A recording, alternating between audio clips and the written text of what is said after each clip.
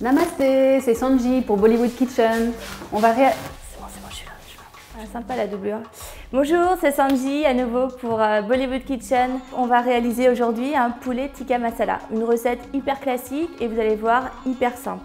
Donc tout simplement pour commencer, du poulet, des tomates, un poivron rouge, oignon, coriandre fraîche, du yaourt nature, gingembre, ail, citron vert, tomates, des épices, donc du piment, du garam masala, de la coriandre en poudre, curcuma, du sel, de la poudre d'amande et des noix de cajou.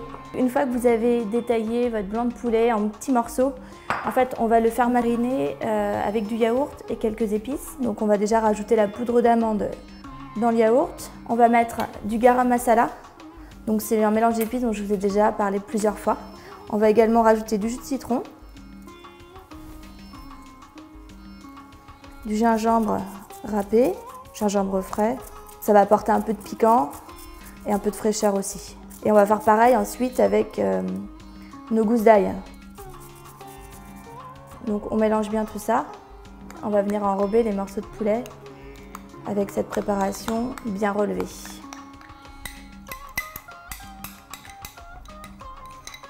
Donc là l'idée en fait de cette marinade au yaourt, c'est vraiment d'apporter en fait de la tendreté à notre viande, c'est-à-dire que plus longtemps vous allez laisser le poulet mariner dans le yaourt et plus la chair sera fondante, tout simplement.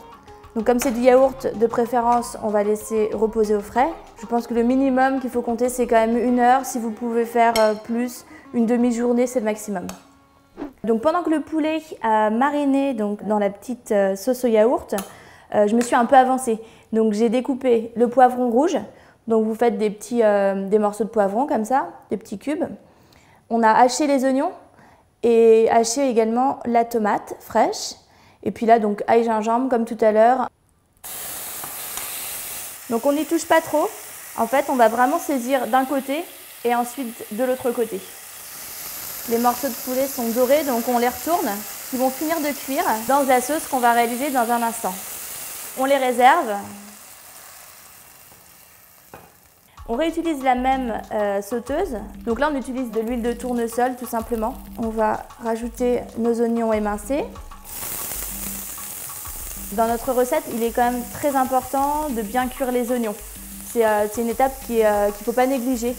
Parce que les oignons crus, finalement, ils ne seront pas fondants, ça va vous apporter du croquant à la sauce. Donc, ce n'est pas du tout ce qu'on recherche. Donc là, on va vraiment les laisser cuire une dizaine de minutes.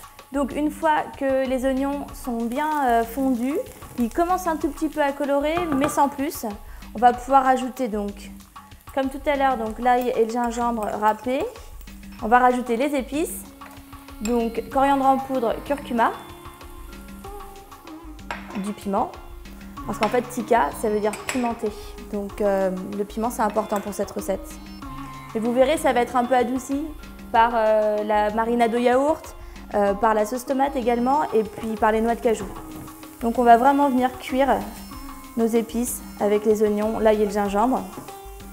Donc quand je dis cuit, je veux dire surtout pas brûler. Si vous brûlez vos épices, c'est foutu en gros. Donc pour aider nos épices à cuire parfaitement, je vais rajouter un petit peu d'eau. J'ai omis le sel, donc je vais pouvoir saler. Et on va rajouter la tomate hachée et le coulis de tomate. C'est ce qui va donner la consistance de la sauce, entre autres. La dernière étape de notre sauce, c'est les fameuses noix de cajou. Donc les noix de cajou, de préférence, vous les achetez non salées. Après, c'est pas grave si elles sont salées. Faudra juste faire super attention à l'assaisonnement. Donc dans le liquide, elles vont déjà un peu ramollir. Donc on va laisser ça une dizaine de minutes. La prochaine étape, c'est qu'en fait, je vais mixer la sauce avec le bras et on va obtenir une sauce un peu crémeuse.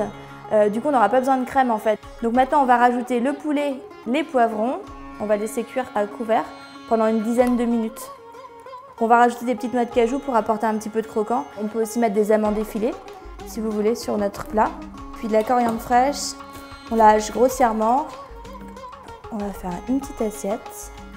Vous pouvez le servir avec un riz basmati, un naan. On a la recette aussi sur la chaîne.